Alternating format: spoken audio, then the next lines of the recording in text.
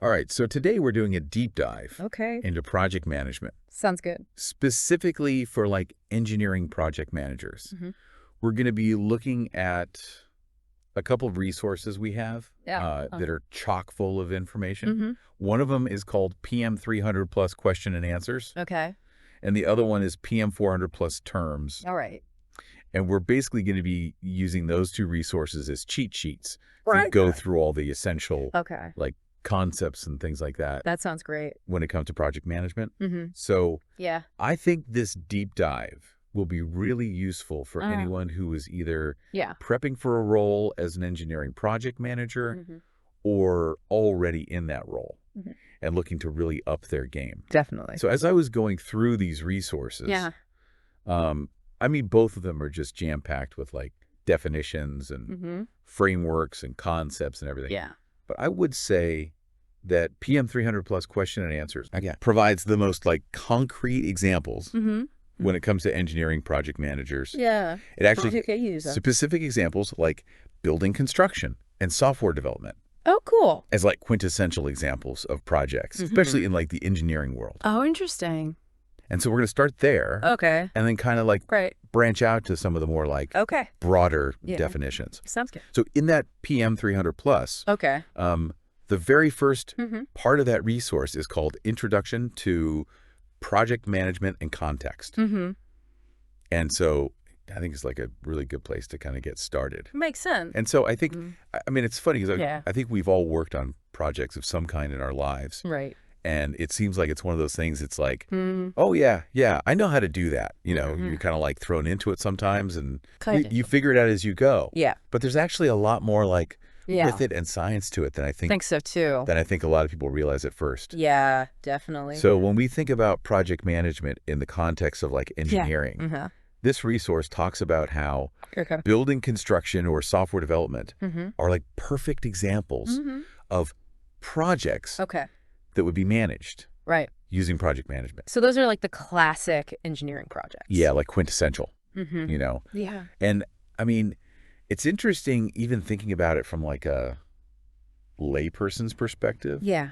Like you drive across a bridge, you don't think about all that went into Right. like all the project management. The different moving pieces. Exactly, like permitting and design and all that Mhm. kind of stuff. Right. So yeah. it kind of emphasizes that. Even seemingly like simple projects can become like incredibly complex. Yeah. So it's like, how do you keep all of that straight? Yeah. How do you manage all of that? Exactly. Right. And so, I mean, even for those of us who aren't building bridges, Mm-hmm. I think when you start to think about your own projects Yeah. and how these definitions apply, Right. it can get pretty hairy pretty quickly. Yeah, totally. So that's where good project management comes in. Right. It's kind of like having a roadmap Yeah. and a set of tools to kind of like Yeah, to keep everything organized. navigate that. To navigate the complexity. Exactly. Yeah. So now switching over to the PM 400 plus terms, Okay. it kind of dives into like a glossary Yeah. of a whole bunch of like essential project management vocabulary. Okay. And I think it's really easy to kind of get lost in, Mm-mm. you know, all of the terms and everything. There's a lot of jargon. It is. Yeah. But I think understanding these definitions is like Mm-hmm. really crucial for, Yeah. you know, effective communication Mhm. and then also execution of projects. Yeah. Definitely. One of the things that jumped out at me Yeah. was this distinction between like a project, Mm-hmm. a program, Yeah. and a portfolio. Oh, interesting. I mean, have you ever gotten those mixed up? Oh, yeah, for sure. It's like, wait, They're all kind of related. Yeah. So, yeah, it's easy to get them confused. yeah, and this source makes it super clear, Oh, good. like how they're different. You okay? So a project is like a single defined endeavor Mm. with a specific goal. Okay. So like constructing a bridge, Right. right? Okay. Yeah. But then a program is like a collection of Yeah. related projects Mhm. that are managed together Mm-hmm. to achieve like Like a larger goal. a larger strategic objective. So Yeah. like improving the entire transportation infrastructure of a region, Mm-hmm. which might have multiple. Right. Like multiple bridge projects as part of it. Exactly. Got it. And then a portfolio is like the highest level. Mm-hmm. And that encompasses all of the programs and projects Right. within an organization. Yeah. And it's like strategically aligned with its like overall objectives. Okay. Does that make sense? It does, yeah. So, like, if you're leading the construction of a new airport terminal, that's your project. Okay. But if you're overseeing the development of the entire airport, Right. including like multiple terminals and runways and support infrastructure, Yeah. that's the program. Okay. But all of that fits into Your organization's portfolio. Exactly. Which might include transportation or energy, all sorts of other stuff. Exactly. Got it. And if you mix those up, Yeah. it can lead to like all sorts of problems. Right. Like misaligned goals, unrealistic expectations, and ultimately project failure. Yeah. If you're not all on the same page. Yeah, like everyone's talking about different things. Right. You know? Totally. So knowing the difference is Yeah. super crucial for like effective communication and decision making. Definitely. So yeah. we've talked about some definitions and kind of like the big picture, but I think it's time to get into some of the like nitty gritty of like the core project management areas. Okay. And both of these resources dive into things like integration and scope and cost and time. Right. All the fun stuff. All the important stuff. Yeah, exactly. Let's start with project integration and scope management. Okay. Which might sound kind of like a little dry. Yeah. Maybe. But trust me, it gets interesting. Okay. Scope management is where I think a lot of engineering projects are kind of like won or lost. Right. So PM 400 plus terms defines scope as the work required to deliver a product, service, or result with specified features and functions, which seems straightforward enough. Yeah. Right. On paper. Yeah. But then you have this thing called scope creep. Oh, yeah. And our question and answer source warns that this is like a major project killer. Oh, wow. So it's basically, What is that? It's like when the scope of the project keeps expanding. Okay. Without corresponding adjustments to like time, budget, or resources, you know? Right, right. So imagine like you're building a bridge and all of a sudden someone decides that they want like an extra lane or a fancy observation deck. Like, oh, wouldn't that be nice? Because then suddenly the scope is just exploding. Yeah. Without any consideration for the consequences. Exactly. Right. So without good scope management, yeah, those changes can just like snowball. Right. Lead to delays, cost overruns. And just a whole lot of stress for everyone involved. Yeah, that's familiar. Yeah. So how do we prevent this chaos? Yeah, what's the secret? Well, both sources emphasize the importance of like a detailed scope statement and a work breakdown structure or WBS. WBS. So the work breakdown structure is basically like creating a blueprint for your project. So it's a hierarchical breakdown of all of the tasks involved from the big picture down to the smallest little detail. So instead of just saying build a bridge, you break it down into smaller, manageable chunks. Like design the foundation, procure the steel beams, assemble the bridge deck, and so on. So it's like a step-by-step guide. Yeah, exactly. Got it. Think of it like a giant Lego set. Okay. You wouldn't just start snapping pieces together randomly. No. You'd follow the instructions. Yeah, exactly. You'd go step by step. Yeah. So the WBS gives you that level of detail for your project. Okay. And it connects each task to the overall project scope to make sure that every piece is contributing to that final goal. Okay. And it also helps you identify potential risks and dependencies early on. Yeah. So our question and answer source gives an example that really resonated with me. Okay. Imagine you're designing a new control system for a manufacturing plant. Okay. Which might seem fairly straightforward. But think about all the little details. Right. Like the electrical schematics and the software integration and the safety protocols and the user interfaces. Oh, yeah. So without a clear WBS, it's really easy to overlook. A crucial step. Yeah. Or underestimate the time and resources required. Right. And then that's when the scope creep starts to sneak in. Yeah. Like all of a sudden you're adding features and making changes that weren't in the original plan. And then it just becomes a disaster. Yeah. It's like trying to build a house on a foundation that keeps shifting. Right. Constantly changing. Wow. So having that well-defined scope and the WBS is like setting a strong foundation for your project. Exactly. Yeah. It's like you're building your house on solid ground. Right. You're not building it on sand. Exactly. Okay. And it helps you stay focused and manage expectations. Yeah. And ultimately deliver a successful outcome. Makes sense. Yeah. So we've got our scope locked down. Okay. But what about the budget? Yeah. That's the other big one. The all-important budget. Right. So project cost management. It's the area that can send shivers. Yeah, for sure. Down the spine of even the most seasoned engineering project manager. Definitely. And PM 400 plus terms. It throws a whole bunch of acronyms at us right away. Like what? Like BAC, PV, AC, EV. Oh, yeah. I felt like I was back in school. Engineering school. Trying to decipher some complex formula. Yeah, for sure. But luckily, our question and answer source comes to the rescue. Okay. And breaks down these terms in a way that makes sense. Good. So it basically boils down to this planned value is what you budgeted for the work.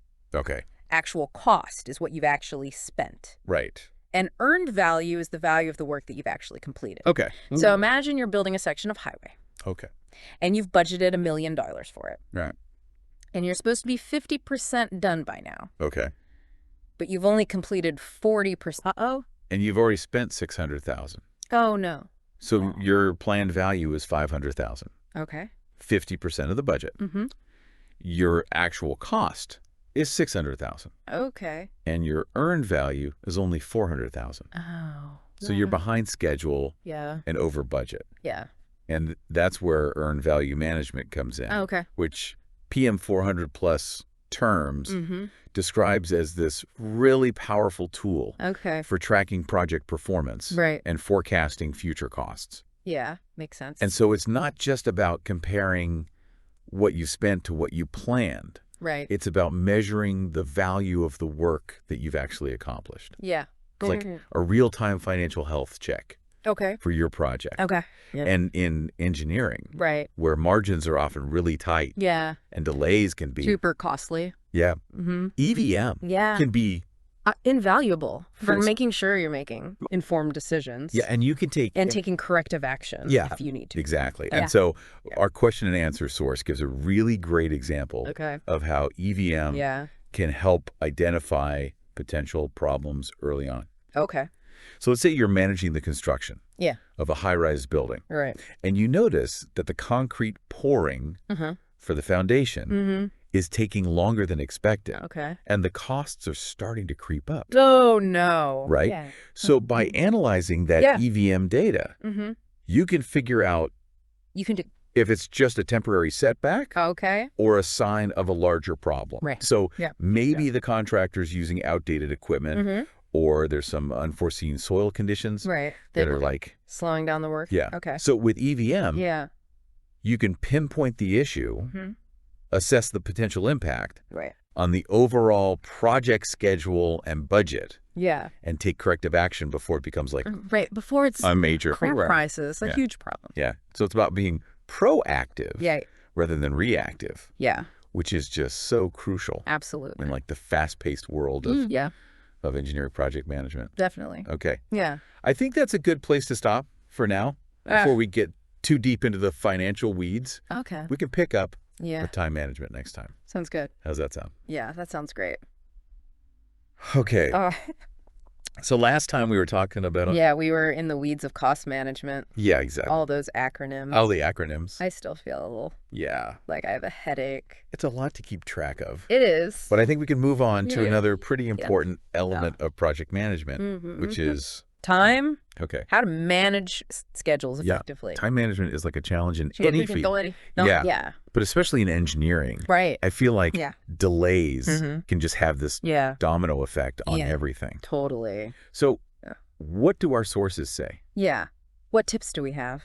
About keeping those engineering projects on track? So one of the things that our PM 400 plus terms source talks about is the critical path method, or CPM. CPM, okay. And it's basically a technique for identifying the sequence of tasks that determine the shortest possible duration of a project. So it's kind of like finding the project's backbone. Yeah, exactly. It's like the series of tasks that if those get delayed, the whole project the whole thing is pushed back. Yeah. Yeah. That's a good way to put it. Okay. Like a chain reaction. Yeah. If you delay one of those critical tasks, yeah, it impacts the whole project. Okay, that makes sense. Yeah. But how do we actually visualize and manage this critical path? That's a good question. I'm like a visual learner. So are there any tools that can help me? Yeah, there are definitely tools that can help you with that. Okay. So think back to that bridge construction project we were talking about earlier. A Gantt chart would be super useful. Okay, a Gantt chart. Yeah. Okay. So our PM 400 plus terms source describes it as a visual representation of the project's schedule, showing all the tasks, their start and end dates, and how they relate to each other. Okay, so if we were building a bridge, it would show like securing permits and like preparing the site and pouring concrete and all those different steps laid out visually so you can Oh. see how they all fit together. Okay, so I can see how each task like depends Yeah, and that's actually on the one before. That's where it gets really interesting because there are actually different types of dependencies. Okay. PM 300 plus question and answers points this out. So you have finish to start to start, and finish to finish. Okay, I'm intrigued. Break it down. Yeah, break it down. For me. So let's stick with our bridge example. Okay. You can't start laying the asphalt on the bridge deck until the concrete has cured. Right, it has to be dry. Yeah, exactly. Okay. So that's a finish to start. Okay, that makes sense. One task has to be completely finished before the next one can begin. Okay, and what about the other ones? So start to start means that two tasks can begin simultaneously. So maybe the fabrication of the steel beams for the bridge can happen at the same time as the excavation for the foundation. Oh, so we're not held back by that Exactly, you can kind of overlap them. Sequence, okay. And then finish to finish means that two tasks need to be completed at roughly the same time. Okay. So maybe the installation of the bridge railing and the final safety inspections might need to be wrapped up concurrently. I see, okay. Yeah. Wow, I'm starting to see how, understanding these dependencies... It can be really helpful. Can be like a game changer. For managing your time effectively? For time management. Yeah. It's not just about... Like listing out the tasks. Listing out the tasks. It's about understanding how they all fit together. Yeah. And like how they depend on each other. Strategizing. That order. Yeah. And like how they overlap and stuff. Exactly. Okay. So once you have a grasp of those dependencies, you can start to leverage concepts. Okay. Like lead time and lag time. Okay. Remind me what those are again. Okay. So lead time allows a task to start a bit earlier than its predecessor finishes. So for instance, you might order those bridge cables with a lead time, knowing that it's going to take a while to manufacture them and get them shipped. Right, so they arrive. Yeah, so they're ready to go. On time. Exactly. And lag time, on the other hand, intentionally adds a delay between tasks. So think about painting the bridge. You wouldn't want to start painting immediately after the steel structure is erected. You need to give it some time to weather. To dry. Yeah, exactly. For any touch-ups or adjustments. Okay, so that's where lag time. That's where the lag time comes in. Yeah. So it's like strategically adding a little bit of a delay. Okay, this is fascinating. You know, it's kind of cool how all these pieces fit together. Yeah, I'm starting to see time management as like this like intricate dance between... It's like a tasks and dependencies and... A puzzle. Yeah. Yeah. And like strategic timing and stuff. Yeah, and if you can master that puzzle... Yeah. You can keep those engineering projects running smoothly. Exactly. Okay. All right. So let's shift gears and talk about another really important aspect of project management, which is managing the people who make it all happen. Yes. Our resources. Resources, yeah. So it's not just about the materials. When I think about resources in engineering, I immediately go to like... steel and concrete and lumber and stuff. The physical stuff, but it's much more than that. It's more than that, right? Yeah. PM 400 plus terms reminds us that resources encompass both the physical materials and the human capital. So we're talking about engineers. The engineers. And architects and construction workers and... subcontractors. Subcontractors, yeah. Suppliers. And stakeholders. all the people involved in making the project happen. So like managing this diverse group of people is like essential for project success. It is. I mean, even with the most plan, like meticulously planned schedule and budget. Yeah. If you don't have the right people. The right people with the right skills. At the right time. Yeah. You're going to run into... Your project is going to fall apart. Yeah. Yeah. That makes perfect sense. Yeah. So how do we keep all of these players? Yeah. How do we keep them all organized? And like ensure that everyone is working together. How do we make sure everyone's working together? Effectively. Yeah. I'm picturing a giant tangled web. It can feel like that sometimes. Of responsibilities. Yeah. And it's like, wait, who's doing what? Who's doing what? Yeah. Right? So what's the solution? Well, our PM 300 plus question and answers source recommends using a responsibility assignment matrix or RAM, to clearly define roles and responsibilities. And one of the most common types of RAM is a RACI chart. RACI chart. Okay. Yeah. I've seen those. I'm sure you've seen those floating around. Yeah. Yeah. But honestly, I always get the letters mixed up. I know, it's a lot of letters. Yeah. So RACI stands for responsible, account, consulted, and informed. Oh, so for every single task, you need to identify who's responsible for completing it, who's accountable for its success, who needs to be consulted during the process, and who simply needs to be kept informed. Okay, so if we go back to our bridge project, the structural engineer might be responsible for designing the bridge. Yeah. Support. Yeah. But the project manager is accountable. For making sure the design meets. Right, all the safety regulations. All the regulations, yeah. And then the construction foreman would be consulted to make sure that it's actually like feasible. If it can actually be built. Yeah. Right. And then the client would just be kept informed. Just needs to know what's going on. Of the progress. Right. So it's like a detailed org chart. Yeah, exactly. Yeah. Okay, I like that. For your project. I see. And without it, you're bound to have confusion. Yeah, like who's doing what? Duplicated efforts? Yeah. Missed deadlines? Right, and that's not good. Not good. So clear communication is key. Is key in any engineering project. Especially engineering. Yeah, and a RACI chart. The RACI chart can help. Can really help with that. Okay. Yeah. Okay. And our PM 300 plus question and answers source emphasizes that a RACI chart can also be really good for conflict resolution. Oh, interesting. So imagine two team members arguing over who's responsible for a particular task. Happens all the time. Yeah. So by referring back to that RACI chart, you can just be like, you can say, look. It says right here. Yeah, it's your job. Yeah. Yeah. Okay. So it can help prevent those kinds of disputes. It's all about setting those clear expectations from the start.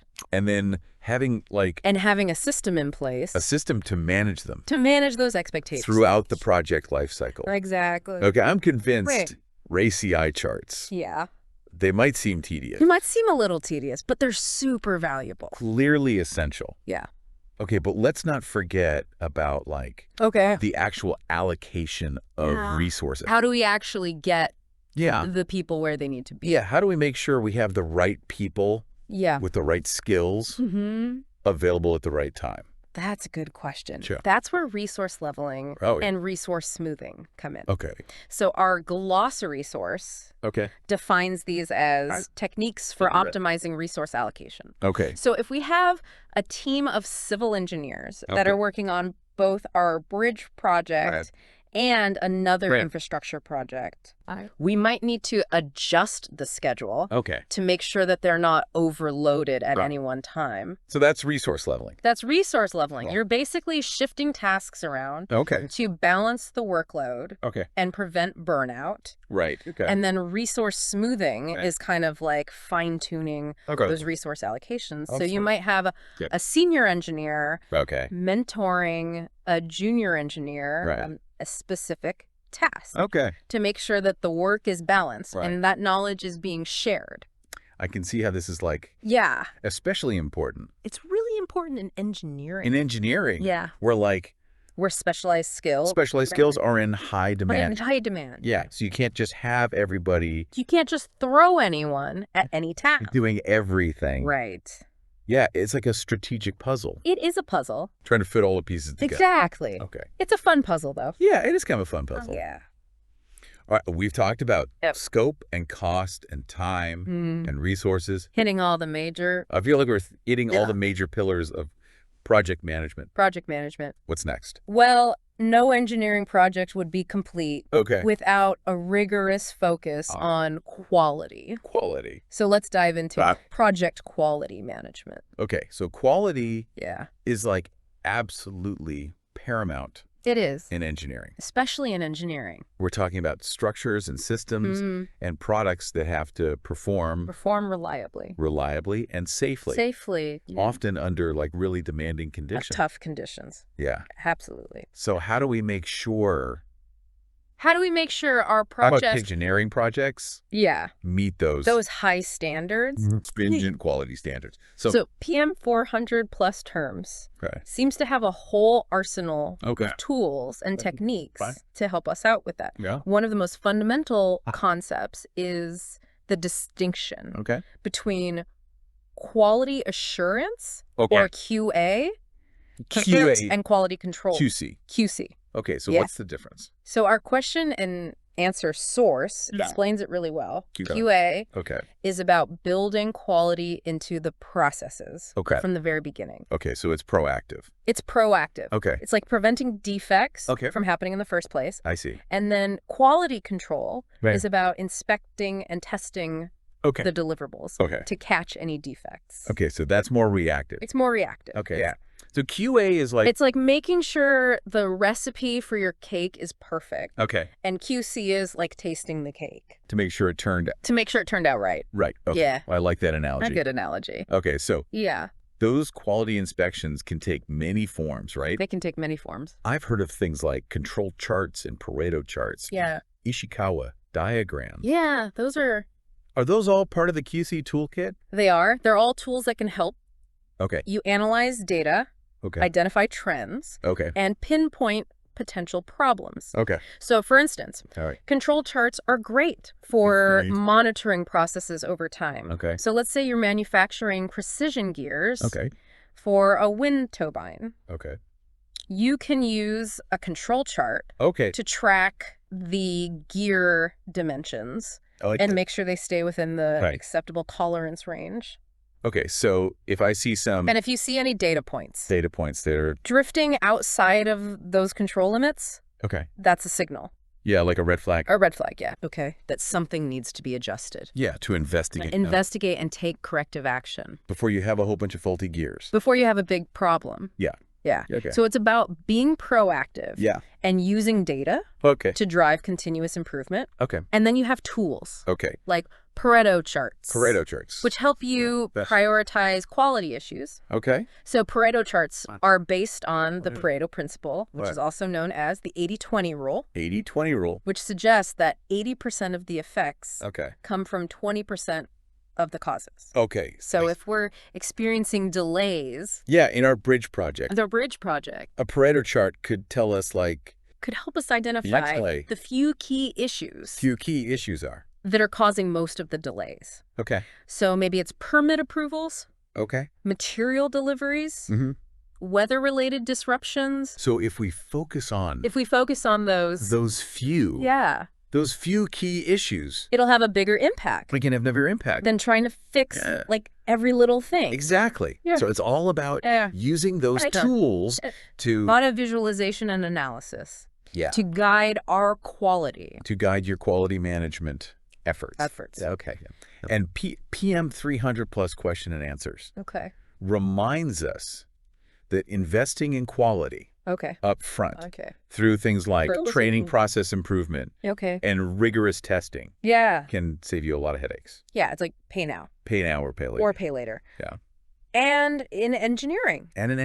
Where safety and reliability are non-negotiable. Yeah. Yeah. It's always better to pay now. To err on the side of quality. Exactly. Okay.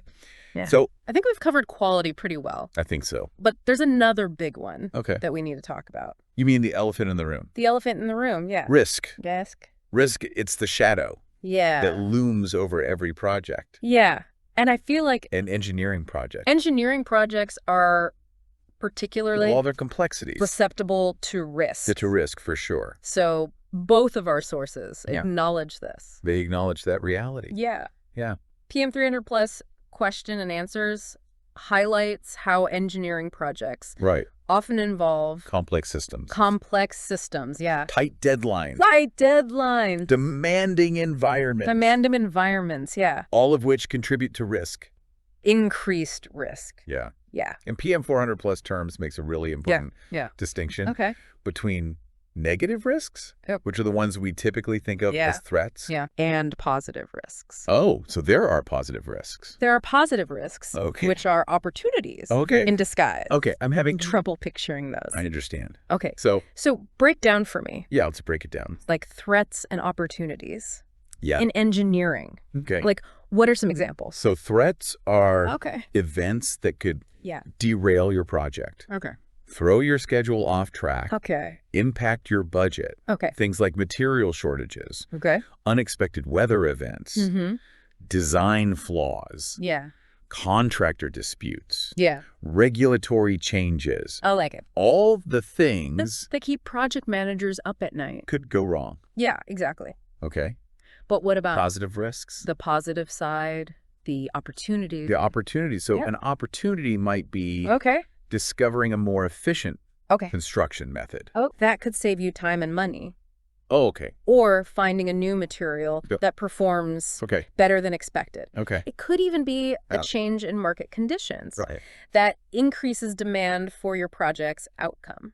Oh, interesting. Yeah. So it's not just about... It's not just about avoiding those negative risks. Avoiding the negative risks. It's about being open to those positive. Yeah, and like capitalizing on those opportunities. On them. Yeah, exactly. That's a really interesting perspective. Yeah, right? And our PM 300 Plus question and answers source really emphasizes that good risk management is about identifying both threats and opportunities. Okay. It's not just about focusing on the negative. Yeah, so it's about having it's about having a comprehensive view of the risk landscape. Okay. And being prepared to respond accordingly. So once we've identified those risks, how do we actually how do we manage them? Manage them, yeah. That's the next step. Is it just a matter of It's a good question. Hoping for the best? Yeah. And bracing for the worst? Not quite. Okay. Our glossary source outlines a systematic approach. Okay. So it starts with risk assessment. Okay. Which involves analyzing the probability of a risk event occurring and the potential impact it could have. Okay. So think of it like a risk heat map. Okay. High probability, high impact risks. Okay. Those are the ones that need the most attention. Okay, that makes sense. Yeah. But how do we go beyond just identifying and assessing? Right. What actions can we actually take? Yeah, what can we actually do? To mitigate. Yeah, good question. Those risks. So PM 400 Plus terms lays out 4 basic risk response strategies. Avoid. Mitigate. Transfer. And accept. Oh, yeah. So let's go back to our bridge. Okay, perfect. I'm already picturing all the risks. Risks of building a bridge over a major river. Exactly. Okay. So let's say there's a risk of flooding during construction. That's a real risk. Yeah, absolutely. Okay. So to avoid this risk, you might choose to build during a season with lower rainfall. Okay, so like the dry season? Yeah, the dry season. To mitigate the risk, you might construct temporary flood barriers around the construction site. So like extra protection? Extra protection, yeah. To transfer the risk. You might purchase insurance that covers flood damage. And to accept the risk, you might simply acknowledge the possibility of flooding and have a contingency plan. In case it happens. Exactly. Okay. So it sounds like choosing the right response strategy depends on It depends on specific risk. The specific risk, yeah. The project. The context of the project. Yeah, and the organization. Risk appetite. Risk appetite. Yeah, how much risk are they willing to take? Okay. So some organizations are more risk averse than others. Right.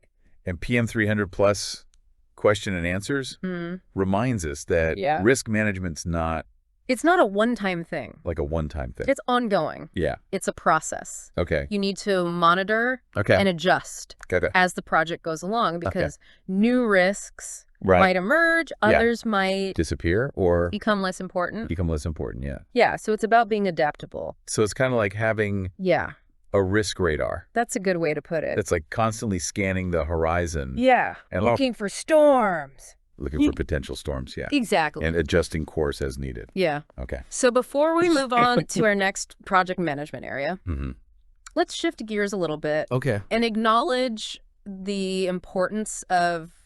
Okay, procurement? Procurement, okay. Yeah. So you mean like... So that's the process of acquiring all the materials and equipment and services that we need. Right, to build the bridge. To build our bridge. Or like the software or... whatever it is. We're working on. Whatever the project is. Okay. So engineering projects often involve procuring a ton of different things. And managing that process effectively is crucial for staying on schedule. And within budget. Okay, so what are like some of the... So what are the key things? Key considerations when it comes to like... When it comes to procurement. Procurement management. So PM 400 plus terms walks us through the different types of contracts that can be used. So you have fixed price, cost reimbursable, and time and materials. Okay, and each one has... Each one has... like advantages and disadvantages. And disadvantages, yeah. And choosing the right one. Yeah. Depends on the situation. Yeah, okay. So can you give me some examples? Yeah, let's use our bridge project as an example. All right. So if you're hiring a contractor to excavate the foundation for your bridge, you might use a fixed price contract because the scope of work is well defined and they can accurately estimate the costs. But if you're engaging a firm to design a complex bridge control system where the requirements might change. Yeah, they're more fluid. Yeah, more fluid. A cost reimbursable contract might be more appropriate because it allows for that flexibility if the scope of work changes. Exactly, or unexpected challenges come up. And I'm guessing time and materials would be for those tasks where it's hard to like you don't know pin down the scope. Yeah, like ongoing maintenance. Exactly. Or repair work. Repair work, yeah. Okay. So regardless of the type of contract, PM 300 plus question and answers really stresses a detailed procurement statement of work. Or SOW. SOW. Which outlines what the vendor is expected to deliver. Okay, so it's like a mini contract. A mini contract. Yeah. Within the bigger contract. Bigger contract. Yeah, just make sure that everyone's on the same page. Everyone's on the same page. And minimizes the risk. Disputes or of misunderstandings and disputes. And remember, procurement management doesn't end once the contracts are signed. You got to manage those relationships. Monitor their performance. Manage changes. Yeah. Ensure a smooth closeout. Once the deliverables have been accepted. Exactly. So it's really about like... Yeah, it's about building those relationships. Those strong relationships. Yeah, with your vendors. Yeah. And treating them as like partners. Yeah. Yeah.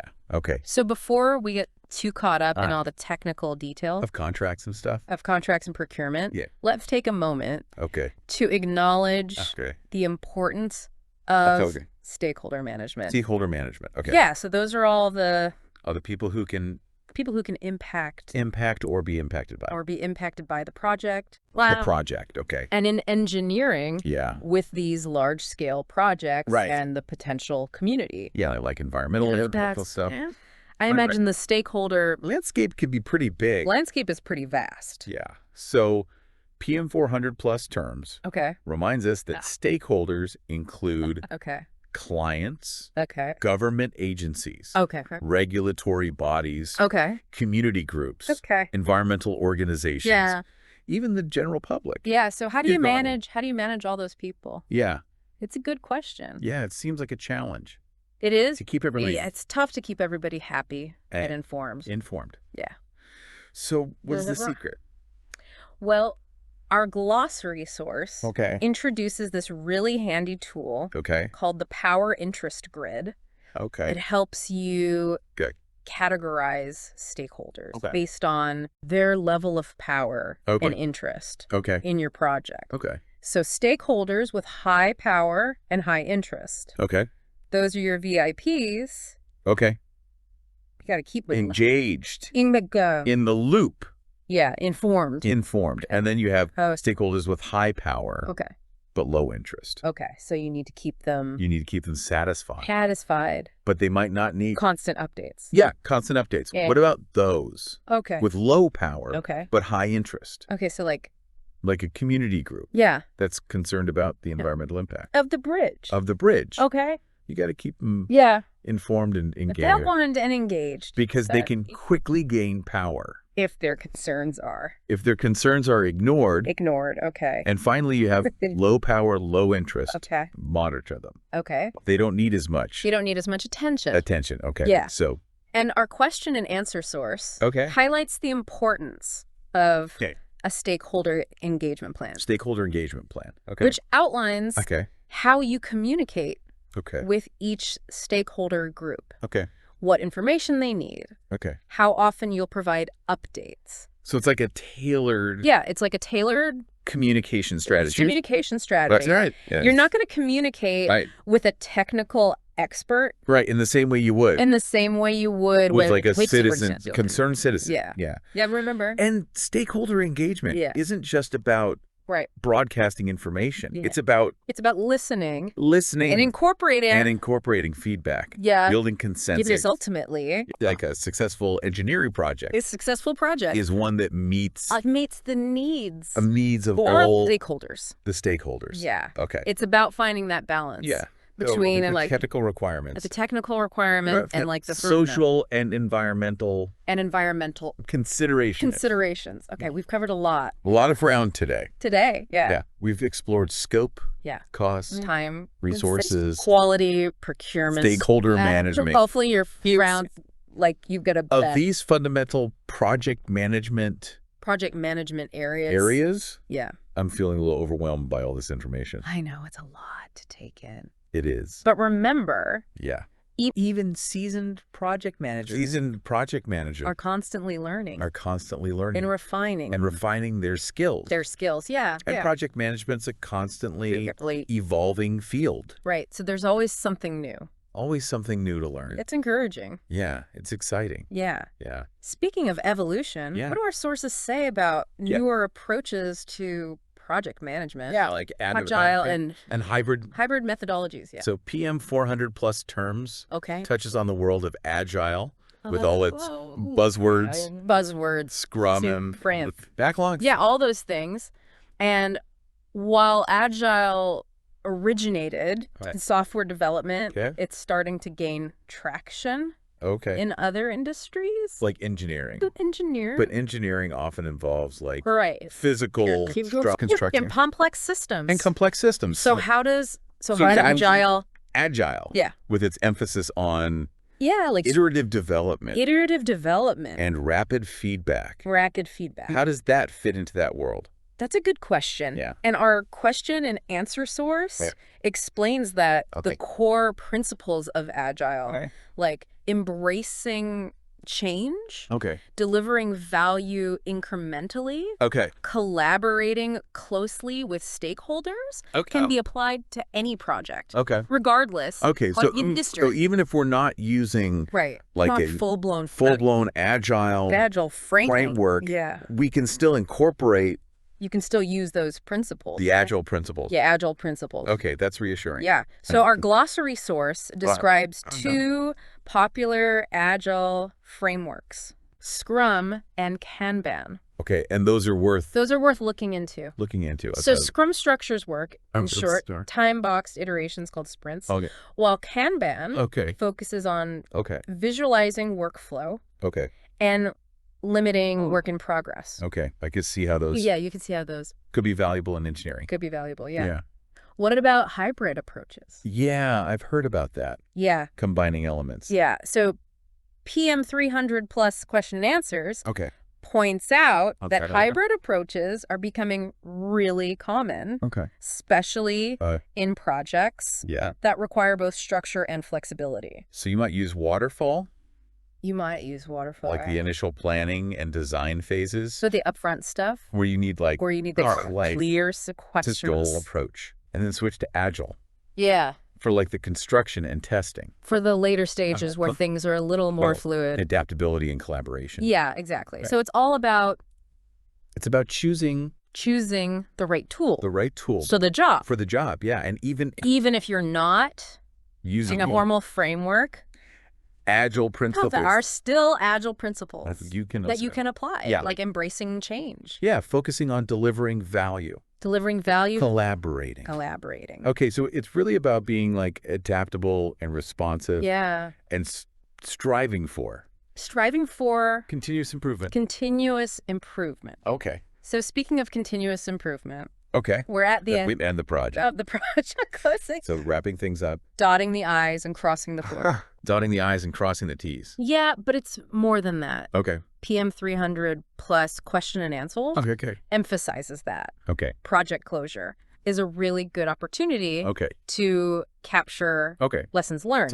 Yeah. And apply them to future projects. So it's like the final step. Yeah, it's the last step. But it's also a beginning. A starting point. Yeah. For continuous improvement. Okay.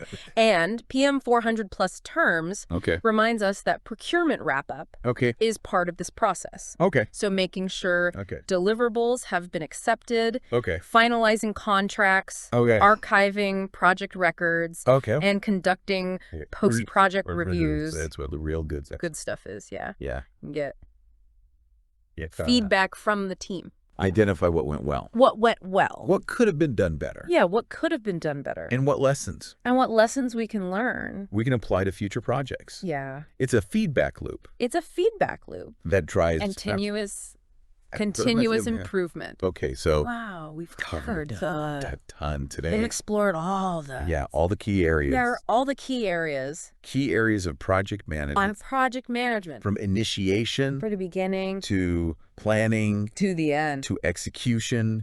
To monitoring. To controlling. Yeah. And finally closing. Closing it all out. Yeah, I feel like I've gained... I hope you feel like a whole new box of knowledge and skills. Yeah. When it comes to project management. Especially as it applies to the world of the challenges and complexities of engineering. Absolutely. I'm struck by the fact that project management's about so much more.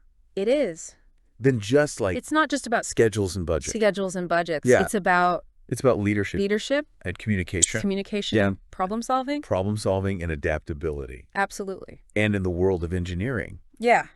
Those skills are so important. Are more important than ever. So as you embark on your project management journey. Yeah. Remember to embrace the challenges. To celebrate the successes. And never stop learning. That's good advice. All right. For all of you listening out there, I encourage you to keep exploring. Keep pushing those boundaries. Keep pushing the boundaries and keep building with amazing things. Because that's what engineering project management which is all about. It's all about turning ideas into reality. One project at a time. All right. Thanks for joining us today. Thanks for having me. And until next time. Keep those projects moving forward.